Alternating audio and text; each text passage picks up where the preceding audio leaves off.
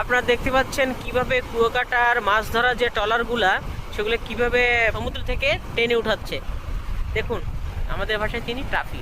এই দেখুন, এই যে একটা, আর হচ্ছে এই একটা, এই দুইটা সমুদ্র থেকে কিভাবে টেনে তুলবে দেখুন। আগে পরে কখনো দেখিনি, ফার্স্ট দেখতেছি। অসাধারণ দৃশ্য আপনাদের মাঝে তুলে ধরতেছি।